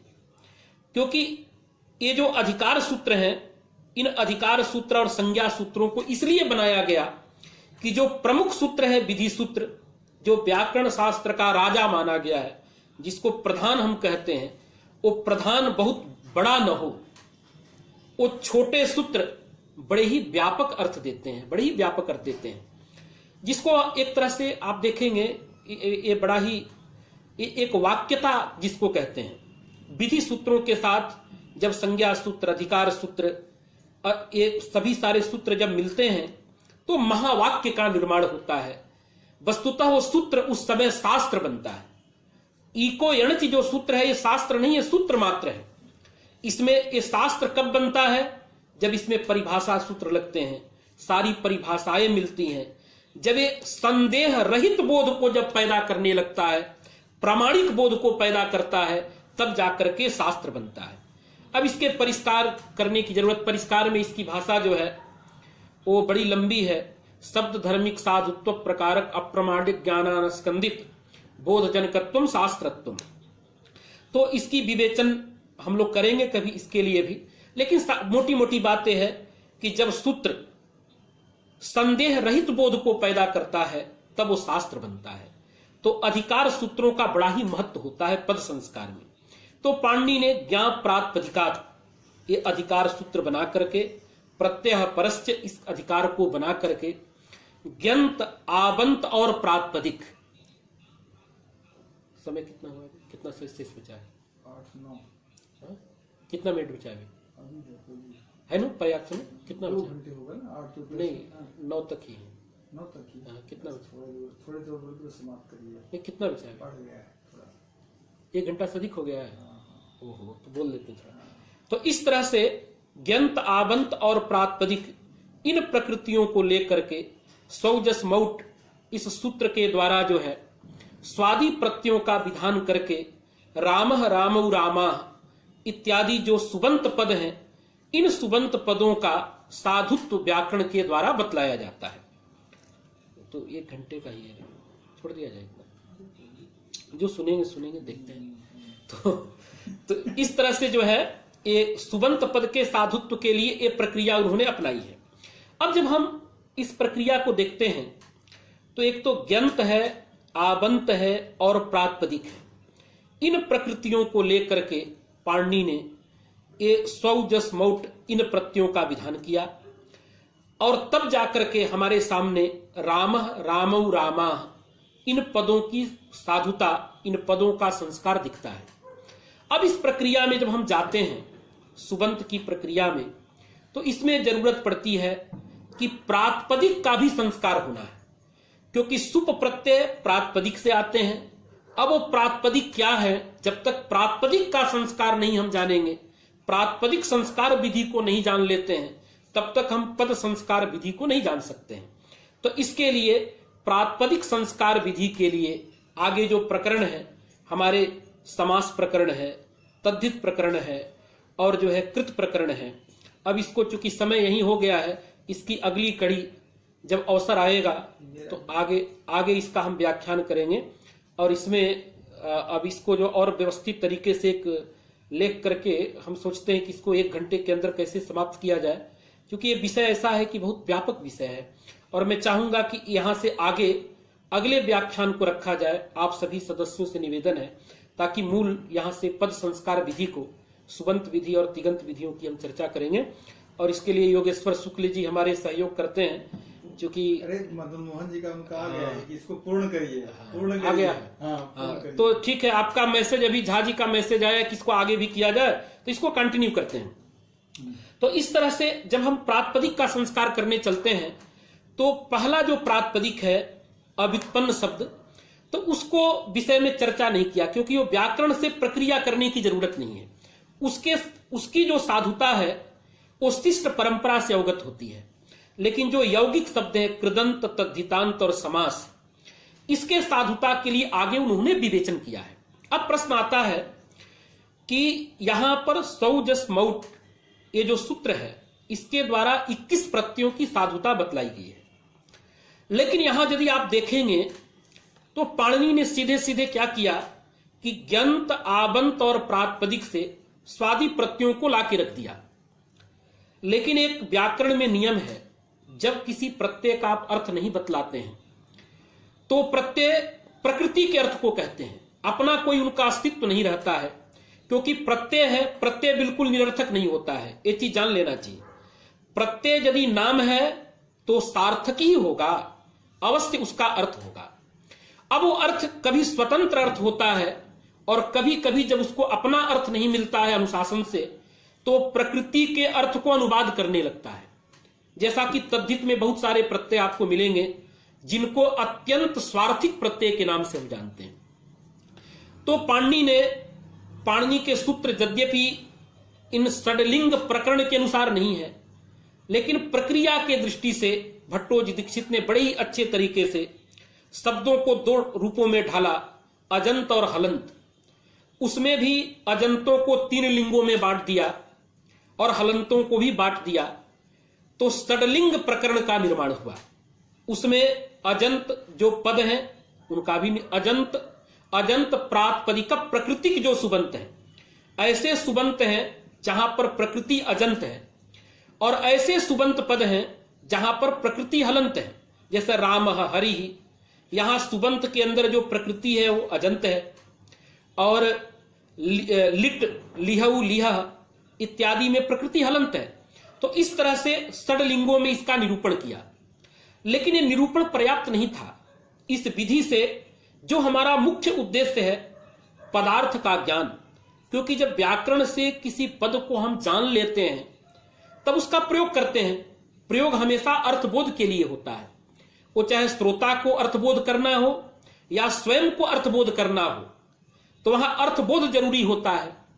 अब यहां राम रामऊ रामा ये बन तो गया, लेकिन 21 प्रत्ययों का कोई अर्थ नहीं बतलाया गया, केवल 3 अर्थ बतलाए गए हैं अजंत में। यदि आप विचार करके देखेंगे, द्वई की ओर द्विवचनिक वचने बहुसु बहुवचन, अर्थात जितने एक वचन है सु अम टा ङे ङसी ङस ङी, इनका एक अर्थ है। इसको शास्त्र की भाषा में एक नहीं कहा जाता, एकत्व संख्या। औ औ और भ्याम भ्याम भ्याम, ओस ओस, ये जो प्रत्यय हैं इन प्रत्ययों का द्वित्व अर्थ बतलाया, और जो जस सस भिस इत्यादि बहुवचन संज्ञक प्रत्यय उनका बहुत अर्थ बतलाया। लेकिन इन अर्थों ये अर्थ पर्याप्त नहीं है। अब रामः कहिए या रामम कहिए, इसके अर्थ में कोई अंतर नहीं आएगा, लेकिन अंतर है। जब रामः कहते हैं तो गच्छति पठति, जब हम क्रिया लाते हैं तो रामः गच्छति का अर्थ होता है राम करता, करता है राम और वो जाता है। शाब्दबोध की प्रक्रिया में यदि जाएंगे तो उसको इस रूप में कहते हैं राम कर्तृक वर्तमान कालिक संजोगानुकूल व्यापार। लेकिन यहां मतलब है कि रामः गच्छति, इस वाक्य में जो राम है, राम व्यक्ति, वो कर्ता के रूप में प्रतीत होता है। रामम ताड़े, रामम पूजय, रामम आने जब हम कहते हैं तो वहां राम कर्म के रूप में प्रतीत होता है। तो एक वचन के साथ अर्थ में अंतर होता है। तो पाणिनि को यह ध्यान में आया, इसलिए पाणिनि ने अनभीते सूत्र का अधिकार करके कर्मणि द्वितीया इत्यादि सूत्रों का आरंभ किया, और उन सूत्रों के साथ सुबंत पदों में जो शुभ विभक्तियां थी उनके अर्थ का बोध कराया। और अर्थ में जैसे अब ये निश्चय हो गया कि रामम में जो अम है उसका एक अर्थ है और कर्म अर्थ है, रामेण में जो टा है उसका एक अर्थ है लेकिन कर्ण अर्थ है, रामाय में जो ङे है उसका एकत्व अर्थ है और साथ में संप्रदान अर्थ है। इसलिए इसमें अर्थबोध का अंतर आता है। इसलिए पाणिनि ने इसको अनभीते सूत्र, अनभीते अधिकार करके, वो भी आप देखेंगे प्रक्रिया जब हम देखते हैं पद संस्कार प्रक्रिया, इसको अन्य रूपों में लोगों ने अलग अलग व्याख्या की है। क्योंकि लोक में होता क्या है, जब हम विभक्तियों की गणना करते हैं शुभ विभक्ति की, तो प्रथमा, द्वितीया, तृतीया, चतुर्थी, पंचमी, षष्ठी, सप्तमी, इस रूप में गणना करते हैं। और इन संज्ञाओं को प्रथमा द्वितीया जो संज्ञा है इनका उपयोग पाणिनि ने भी किया है। यद्यपि यह संज्ञा पाणिनि की नहीं है, पाणिनि के प्रागवर्ती जो वैयाकरण थे उनकी संज्ञा है, लेकिन उनका यथावत अपने व्याकरण में उन्होंने समावेश किया है। तो लोक व्यवहार इनको प्रथमा द्वितीया के रूप में लेता है। तो इसी रूप में भट्टोजी दीक्षित ने भी पहले प्रथमा विभक्ति का अर्थ बतलाया कारक में, फिर द्वितीया विभक्ति का अर्थ बतलाया, फिर तृतीया विभक्ति का अर्थ बतलाया। इस तरह से करके उन्होंने विभक्तियों का अर्थ बतलाया। और पद का केवल स्वरूप का संस्कार नहीं हुआ, इन सूत्रों के आने से किसी अर्थ विशेष में इस पद का संस्कार हुआ। अब जब हमको कर्म और एक ऐसे अर्थ का बोध करना होगा तो हम रामम प्रयोग करेंगे, रामः प्रयोग नहीं करेंगे। जब हमें केवल राम व्यक्ति का बोध करना होगा तब हम रामः प्रयोग करेंगे। अक्सर यहां पर भी एक भ्रांति होती है, जब हम संस्कृत पढ़ाने चलते हैं, आप गौर से इसको ध्यान दीजिएगा, ये विषय जरूर समझने की चीज है जब हम पूछते हैं बच्चों से कि प्रथमा विभक्ति किस अर्थ में होती है, तो तुरंत कहता है कर्ता अर्थ में होती है। लेकिन पाणिनि का ऐसा अनुशासन नहीं है। पाणिनि ने कर्ता अर्थ में प्रथमा कहीं नहीं कहा है। आप देखेंगे प्रातिपदिकार्थ लिंग परिमाण वचन मात्रे प्रथमा संबोधने च, ये 2 ही सूत्र पाणिनि का है, जो कहता है कि प्रातिपदिकार्थ में प्रथमा होती है, लिंग अर्थ में प्रथमा होती है, परिमाण अर्थ में प्रथमा होती है, वचन अर्थ में प्रथमा होती है, संबोधन अर्थ में प्रथमा होती है, कर्ता अर्थ में प्रथमा होती है। ये पाणिनि का अनुशासन नहीं है कहीं। हाँ, यद्यपि वार्तिककार ने कही है कि अभीते प्रथमा, लेकिन वो केवल कर्ता अर्थ में नहीं है। जो कोई कारक अभीत होगा, उक्त होगा, वहां प्रथमा होती है। पाणिनि का अनुशासन जो है वो कर्ता में प्रथमा का विधान नहीं है। कर्तृकरणयोस् तृतीया, कर्ता और करण अर्थ में तृतीया का विधान किया है। तो इस तरह से ये भी विचार कराना चाहिए। प्रथमा वहां आती है जहां कर्ता कर्म कुछ मालूम नहीं है, केवल राम व्यक्ति का बोध करना है, एक राम व्यक्ति का, वहां प्रथमा आएगी। जब कर्म और एक का बोध करना है तब वहां द्वितीया आएगी। और कर्ता और एक अर्थ का बोध करना है या कर्ण और एक अर्थ का बोध करना है तब तृतीया विभक्ति आएगी। संप्रदान और एक अर्थ का बोध करना है तब चतुर्थी आएगी। इसी क्रम से जब कर्म और 2 अर्थ का बोध करना है तो द्वितीय आएगी। कर्म और बहुत अर्थ का बोध करना है तब बहुवचन आएगा। ये प्रक्रिया है। इस प्रक्रिया में लौकिक दृष्टि को लेकर भट्टोजी दीक्षित ने प्रथमा, द्वितीया, तृतीया, चतुर्थी, पंचमी, षष्ठी, सप्तमी इसका निरूपण करके सुबंत पदों का संस्कार किया है। लेकिन पाणिनि का ऐसा नहीं है। पाणिनि की जब अष्टाध्यायी देखेंगे, क्योंकि पाणिनि की सबसे बड़ी समस्या केवल अर्थ बतलाना ही नहीं है, एक सभी लोकोक्ति है, एक परिभाषा भी है। नागेश भट्ट का जो परिभाषा सिंधु शेखर ग्रंथ है, संभवतः उसकी अंतिम परिभाषा है, अर्धमात्रा लाघवेन वैयाकरणा पुत्रोत्सवम मन्यन्ते। तो लाघव प्रिया वैयाकरणा, वैयाकरण जो होते हैं वो लाघव भी देखते हैं। पाणिनि हमेशा ये प्रयास करते हैं कि कम शब्दों में अधिक अर्थ को हम कैसे कहें। तो उसकी रीति उन्होंने बनाई। अनभीते सूत्र बनाया, अनभीते बना करके कर्मणि द्वितीया बनाया। उसमें भी क्रम बदला क्योंकि बाध्य बाधक भाव रखना था, तो इसलिए अनभीते सूत्र करके उन्होंने बनाया। करते करते बनाने के बाद अंत में जब कारक में द्वितीया, तृतीया और उपपद विभक्तियां जब बता लिया, तब प्रातिपदिकार्थ लिंग परिमाण वचन मात्रे प्रथमा संबोधने च यहां रखा। अंत में जब गए तो शेषे षष्ठी, अष्टाध्यायी का एक क्रम है। तो ये नहीं समझना चाहिए कि अनभीते कर्मणि, इस अनभीते का अधिकार प्रातिपदिकार्थ इत्यादि में भी जाता है, प्रथमा में भी जाता है, शेषे षष्ठी में भी अनभीता अधिकार जाता है, लेकिन अक्सर कौमुदी में ये अभिव्यक्त नहीं होता है। तो खैर, लोक दृष्टि को देखते हुए भट्टोजी दीक्षित ने ऐसा किया कि उन्होंने प्रथमा, द्वितीया, तृतीया इस क्रम से इन सुबंत पदों का संस्कार किया। अब बात उसमें आती है, अक्सर एक चीज और जान लेना चाहिए, ये जो पद संस्कार करते समय जो विभक्तियां आती हैं, इन विभक्तियों की चर्चा हम विशेष रूप से अलग करेंगे। हम कारक बिंदु का भी विचार नहीं कर रहे हैं, लेकिन सामान्य जानकारी आपको दे दें कि अक्सर बच्चे जब पूछे जाते हैं कि कर्म में कौन विभक्ति होती है, तो तुरंत कहता है द्वितीया होती है। लेकिन यहां भी संशोधन की जरूरत है। हम लोग को बताना चाहिए, हर आम छात्र को बतलाना चाहिए कि देखो, कर्म में द्वितीया होती है, सामान्य नियम है। द्वितीया विभक्ति केवल कर्म में ही होती है या कर्म में हमेशा द्वितीया ही होती है, ऐसी बात नहीं है। कर्म एक ऐसा कारक है जिसमें सारी विभक्तियां होती हैं। एक गणना के लिए आप देख लें, जैसे कर्म जब उक्त होगा तो प्रथमा विभक्ति, रामेण ग्रामो गम्यते, यहां प्रथमा विभक्ति हो जाती है। कर्म जब अनुक्त होगा तब उपद्रव है, तब द्वितीया ही होती है, बात आप नहीं कह सकते हैं। फिर वहां देखना होगा कि उसके साथ कौन सा पद लगा है, तिगंत पद है कि कृदंत पद है, ये जान करके ही विभक्ति आप कर सकते हैं। यदि तिगंत पद लगा है तो वहां पर द्वितीया होगी, ये सामान्य नियम है। तंडुलम पचती, उसमें भी कुछ विशेष नियम है। कर्म कारक में अन्य विभक्तियां, जैसे एक सूत्र है पाणिनि का, संज्ञो अन्य तरस्याम, कर्म में तृतीया विभक्ति करता है, जैसे पित्रा पित्रम वा संजानीते। अब यहां पित्रा में जो तृतीया विभक्ति है, ये कर्ण कारक को कहने के लिए तृतीया नहीं है, एक कर्म में तृतीया है तृतीया, लेकिन वो कहती है कर्म कारक को। ऐसे ही चतुर्थी का प्रयोग तो स्वयं पाणिनि ही बताते हैं, स्पष्ट रूप से कह रहे हैं, गत्यर्थ कर्मणि द्वितीया चतुर्थ्यौ चेष्टायाम अनध्वनि ग्रामम गच्छति ग्रामाय वा गच्छति। यहां जो चतुर्थी विभक्ति है वो संप्रदान को कहने के लिए नहीं आई है, वो तो कर्म में आई है। तो ये पद संस्कार विधि में इनको बारीकी से जानना होगा, विशेष करके जब सुबंत की प्रक्रिया हम देखने चलते हैं तो विभक्तियों का ज्ञान बड़े सूक्ष्म तरीके से होना चाहिए, नहीं तो कभी हम अच्छा उसका प्रयोग नहीं कर सकते। इसी प्रकार से आगे जब बढ़ते हैं तो कर्म कारक में पंचमी भी होती है, जैसे आता है प्रासादात प्रेक्षते लब लोपे कर्मण अधिकरणे च। अब प्रासादात प्रेक्षते में यहां जो पंचमी हुई है वो अपादान में पंचमी नहीं है, वो कर्मणी पंचमी है। प्रासादम आरूह्य प्रेक्षते, जब आरूह्य का प्रयोग होगा तो द्वितीया होगी, आरूह्य हटा देंगे तो कर्म में पंचमी हो जाएगी।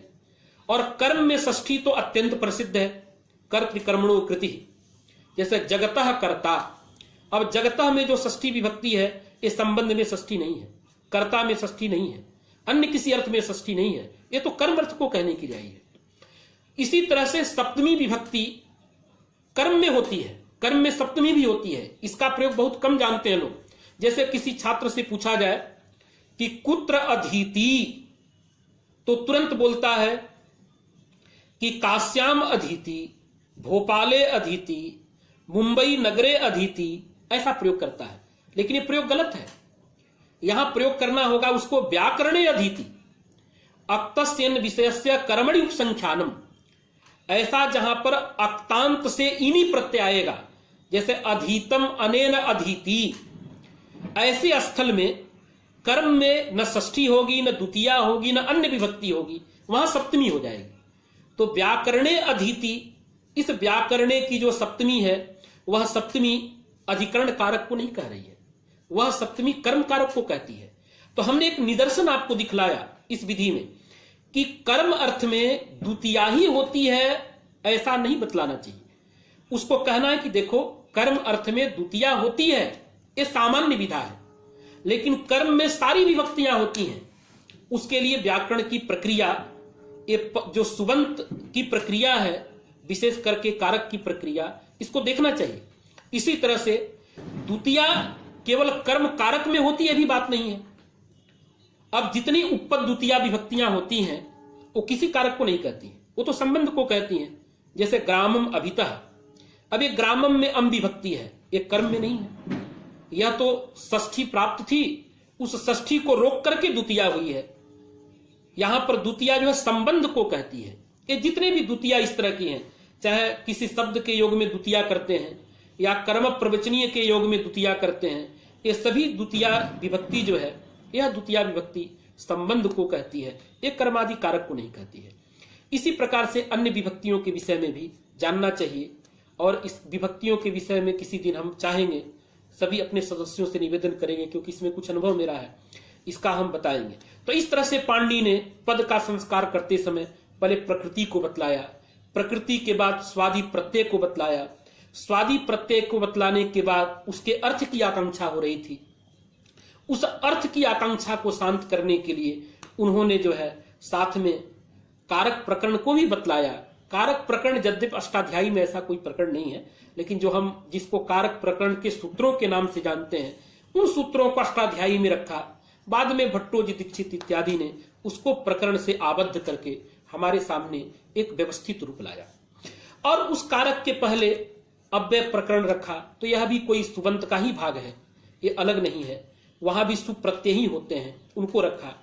बीच में स्त्री प्रत्यय इसलिए डाल दिया कि स्त्री प्रत्यय जो हमारे हैं 8 स्त्री प्रत्यय, यद्यपि ये संख्या जो है 8 ही नहीं है, ये संख्या और ज्यादा है। स्यंग अस्फ ये सब भी स्त्री प्रत्यय में आते हैं, लेकिन इनकी गणना हम व्यवहारिक दृष्टि से नहीं करते हैं। इसलिए नहीं करते हैं क्योंकि स्यंग और अस्फ इस स्त्री प्रत्यय के होने के बाद फिर टाप निस इनकी जरूरत पड़ जाती है। तो व्यवहारिक रूप में ये 8 स्त्री प्रत्यय ही हमें दिखते हैं। तो स्त्री प्रत्ययों को बीच में डाल दिया, इसलिए डाल दिया कि ये प्रातिपदिक से स्त्री प्रत्यय होते हैं। जब रमा श्यमा अजा ये बन जाता है तो इनसे भी पुनः दोबारा स्वादि प्रत्यय आते हैं। स्वादि प्रत्यय की प्रकृति ग्यंत आबंत भी है, इसलिए इनको बीच में डाल दिया। यद्यपि अलग से ग्यंत आबंत को प्रकृति मानने की जरूरत नहीं है, इसलिए क्योंकि परिभाषा है हमारे सामने, प्रातिपदिक ग्रहणे लिंग विशिष्टस्यापि ग्रहणम, तो इस तरह से जो ग्यंत और आबंत हैं वो भी प्रातिपदिक हो जाते हैं। यद्यपि प्रातिपदिक संज्ञा उनकी नहीं होती है, लेकिन आरोपित प्रातिपदिकत्व, जो प्रातिपदिक नहीं है उसको भी हम प्रातिपदिक मान लेते हैं, प्रातिपदिक समझ करके प्रत्यय ला देते हैं। एक नियम है व्याकरण का, आम जन भी इससे सहमत होना चाहिए, वो ये बात वहां तक जाना चाहिए, क्योंकि व्याकरण शास्त्र की प्रक्रिया संपूर्ण काल्पनिक है, ये हम सभी जानते हैं। उस कल्पना में भी एक चीज जरूर है कि हाँ, तो इस तरह से अब यही समाप्त कर रहे हैं इस वाक्य से। उस कल्पना में भी ये जान लेना चाहिए कि व्याकरण शास्त्र की प्रवृत्ति में वस्तु स्थिति कारण नहीं होता है, ज्ञान कारण होता है। तो रमा श्यमा ये भले ही प्रातिपदिक न हो, किसी वचन से यदि प्रातिपदिक हमें ज्ञान करा दिया गया तो उनको प्रातिपदिक मान करके पद संस्कार विधियां प्रवृत्त होती हैं। अब इस पद संस्कार विधि के अंदर समास की विधियां हम जानेंगे, थोड़ी सी तद्धित के बारे में जानेंगे। तद्धित जानना बहुत जरूरी होता है, समास की प्रक्रिया से भी थोड़ा ज्यादा प्रकृत प्रत्यय का विवेचन तद्धित में है।